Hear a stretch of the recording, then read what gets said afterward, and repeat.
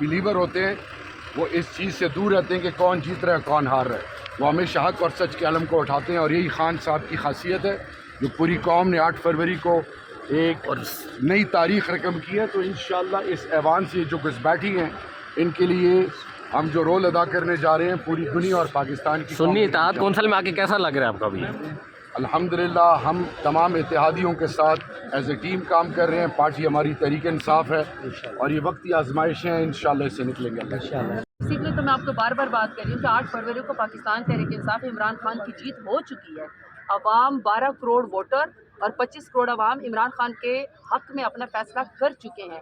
मैं समझती हूँ कि अचकज़ई साहब को सदारती उम्मीदवार बनाना इमरान खान के विजन का, उनके बड़ेपन का और उनकी कौमी सोच का वो है, हक है कि उन्होंने एक छोटे सूबे से और अचकज़ई साहब से, मैं बार बार एक ही बात इसलिए कर रही हूँ कि देखें पाकिस्तान तहरीक इंसाफ और इमरान खान वो वाहिद पार्टी और लीडर हैं जो पूरे पाकिस्तान को उनके ऊपर ट्रस्ट है, जो कि इकट्ठे कर सकते हैं। कोई पंजाब की बात करता है, पंजाबी कार्ड खेलता है, कोई सिंधी कार्ड खेलता है, कोई पश्तून कार्ड खेलता है, कोई सराइकी कार्ड खेलता है, सूबों की अलग अलग बात करते हैं, बोलों की अलग अलग बात करते हैं। लेकिन अगर वाहिद एक लीडर है जो सबको इकट्ठा कर सकता है, तो तमाम पॉलिटिकल पार्टियों को और लीडरान को भी इकट्ठा कर सकता है पाकिस्तान की खातिर, तो वो वाहिद लीडर इमरान खान है। अच्छा मैडम, ये बता दीजिए, आज पार्लियामेंट ने कल बाकायदा तौर पर प्रोडक्शन ऑर्डर जारी किए डिप्टी चेयरमैन सेनेट ने सेनेटर एजाज पेश करने के कि उनको सदारती इंतखाब में वोट देने से महरूम नहीं किया जा सकता।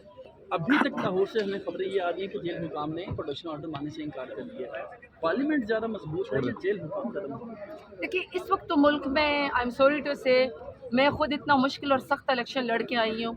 आप सबके सामने है कि पाकिस्तान तहरीक इंसाफ के जो लीडर हैं इमरान खान साहब से लेकर उनके सेकंड ईयर से लेकर ख़वातीन तक और ख़वातीन से लेकर वर्कर तक के साथ जो जुल्म और जबर इन 2 सालों के अंदर शहबाज शरीफ और नवाज शरीफ की इमाम के ऊपर किए गए हैं, इसकी तारीख़ में कहीं पर भी मिसाल नहीं मिलती है। मैं समझती थी कि इलेक्शन हम लड़ के आएंगे अवाम की ताकत से आएंगे, क्योंकि अवाम फैसला करती है कि आपने इस पार्लियामान में आना है या नहीं।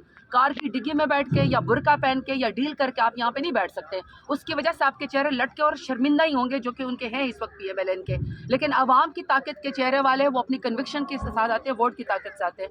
मुझे था कि शायद 8 फरवरी के बाद ये जुल्म और जबर का सिलसिला जो है वो रुक जाएगा।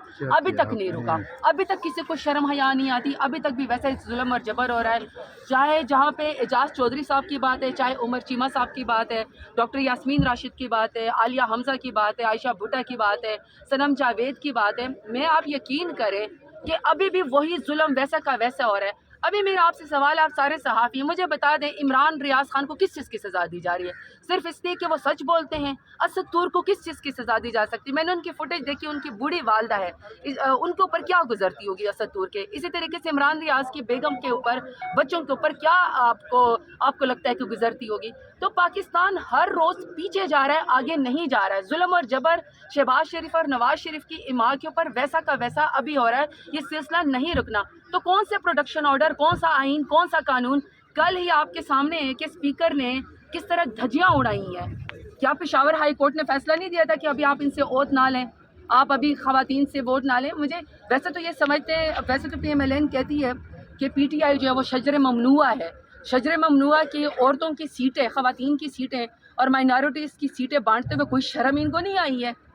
सेनेटर फैसल जावेद ने तो कहा कि जब आप इनको PSL की टिकटें दे दें, मैं तो कहती हूँ आप इनको अलफरीद की भी टिकटें दे दें, डेवो की भी टिकटें दे दें, आप इनको बसों की टिकटें दें, टोल प्लाजा की टिकटें दे दें, लेकिन नवाज शरीफ और शहबाज शरीफ का लालच ख़त्म नहीं होना कुर्सी की खातिर।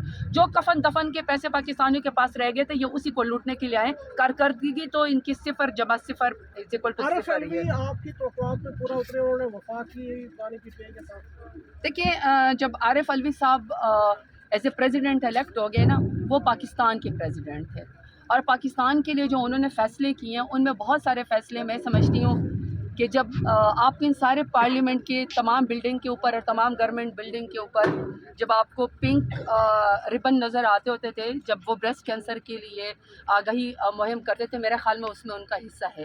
वो प्लांटेशन ड्राइव में मेरे साथ हिस्सा लेते थे, 10 बिलियन सुनामी में मेरे ख्याल में उनका इसके अंदर भी हिस्सा है। इस्लामिक आइडियोलॉजी काउंसिल को जिस वक्त हमने आपके सामने कि किस तरीके से मुल्क के अंदर जो है वो फतवे लगाए जाते हैं, लेकिन अगर इस्लामिक आइडियोलॉजी काउंसिल को अगर किसी ने मुअस्सर बनाया है, अगर उस प्लेटफॉर्म से कोई जिसको कहते हैं तहकीक, इल्म और इस्लाम की बातें हुई, मेरे ख्याल में उनमें डॉक्टर आरिफ अलवी साहब का बहुत बड़ा किरदार है। اور میں سمجھتی ہوں کہ انہوں نے اپنے منصب کے اوپر بیٹھ کے بہت سارے اچھے فیصلے کیے ہیں. ایز پارٹی چیزوں کو کرٹیسائز کرنا یا پارٹی کے پلیٹ فارم پہ چیزیں کرنا آئی تھنک وہ ہمارا انٹرنل ایشو ہے. اس کے اوپر بہت ساری ڈیبیٹ ہو سکتی ہے, بہت ساری باتیں ہو سکتی ہیں, لیکن میں تو ایک ہی بات کہتی ہوں کہ پاکستان کی خاطر اپنے منصب کے ساتھ انصاف کرنا چاہیے. اور میں اسی ایوان کی بات کرتی ہوں کہ کیا آج یہ ایوان کے اندر جنہوں نے حلف کے قائد اعظم رحمۃ اللہ علیہ کی تصویر کے نیچے اور کلمہ لا الہ الا اللہ کے نیچے جو حلف اٹھایا ہے کہ ہم عوامی نمائندے ہیں اور ہم اس ملک کے وفادار رہیں گے, آپ کے خیال ہے کہ فارم 47 والے جو جھوٹا حلف لے رہے ہیں یہ وفادار رہیں گے یا اپنے عہد کی شرم حیا رکھیں گے؟ میں نہیں مانتی ہوں. جب وہ فارم 47 کی پیداوار ہے, وہ فارم 45 کے ذریعے 8 فروری کو الیکٹ ہی نہیں ہوئے, تو وہ پاکستان سے کیا وفاداری کریں گے, قانون اور آئین کی کیا پاسداری کریں گے؟ Thank you madam, thank you. رک گئے تو پھر تو کام خراب ہو جائے گا. ہاں اب تو رکنا پڑے گا جناب. صدارتی الیکشن کیا امیدیں ہیں؟ یار انشاءاللہ فارم 45 والے جو ہے نا وہ اپنا زور لگائیں گے, لیکن فارم 47 نے بہت رولا ڈالا ہوا ہے. لیکن انشاءاللہ آخری جیت حق کی ہوگی, فارم 45 کی ہوگی, اوریجنل ووٹ کی. خان صاحب نے ویسے آن اے ویری سیریس نوٹ بڑا اسٹرانگ میسیج دیا ہے کہ ملک کی سب سے بڑی جماعت, وفاقی جماعت, ملک کا صرف نہیں بلکہ امت مسلمہ کا سب سے بڑا لیڈر, اور اس نے پاکستان کے ایک اس صوبے کو جو ہمیشہ اگنور کیا گیا اسٹرانگ میسیج دیا ہے کہ عمران خان کا میسیج یہ ہے کہ پنجابی بلوچ کے ساتھ مضبوط کھڑا ہے, سندھی اردو اسپیکنگ کے ساتھ اور پٹھان پنجابی کے ساتھ. تو قومی یکجہتی کا وحدت کا میسیج اس الیکشن میں عمران خان صاحب نے دیا ہے. سب لوگ اپنی جماعتوں اپنے گھر کے لوگوں کو جو ہے وہ کھڑا کر رہے ہیں. عمران خان صاحب نے بلوچستان سے ایک پشتون نیشنلسٹ کو کھڑا کر کے میسیج دیا ہے کہ لاہور کوئٹہ کے ساتھ کھڑا ہے. اچھا, سینیٹر اعجاز کی امید ہے پروڈکشن آرڈر جاری ان کی؟ بالکل امید ہے, ان کو آنا چاہیے. اس ایوان کی وہ رکن ہے, اور اگر اس پارلیمنٹ میں طاقت ہے, اس پارلیمنٹ میں طاقت ہے تو اپنے ممبر کو ادھر لے کے آئے تاکہ ووٹ ڈال سکیں. جمہوریت کے کام نے پروڈکشن آرڈر ماننے سے انکار کر دیا. تو بھائی جان پھر یہ فیصلہ ہو جائے گا نا کہ جیل کا سپرڈنٹ طاقتور ہے یا پارلیمنٹ, آج فیصلہ ہو جائے گا. معیشت کو مضبوط کرنے کے لیے پیپلز پارٹی اور مسلم لیگ نون کے ساتھ آپ بیٹھنے کے لیے تیار ہیں؟ مذاکرات کے ذریعے معاملہ فیصلہ ہو, پہلے مینڈیٹ پہ جو ڈاکہ پڑا ہے ووٹ چوری کا پہلے فیصلہ ہونا چاہیے, اس کے بعد بات. IMF کے ساتھ جو خط جو لکھا گیا تو وہاں سے تو جواب آ گیا ہے کہ ہم سیاسی معاملات میں نہیں کرتے.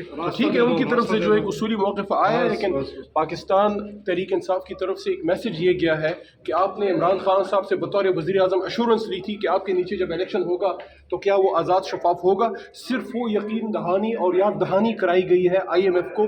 کیا آپ نے انشور کر لیا عمران خان سے؟ تو آپ نے یقین دہانی کروائی تھی. کیا آپ نے انوار الحق کاکڑ صاحب سے اور موجودہ انتظامیہ سے آپ نے یقین دہانی کروائی ہے کہ الیکشن صاف شفاف ہوا ہے؟ عارف علی صاحب آپ کی توقعات میں پورا اترے؟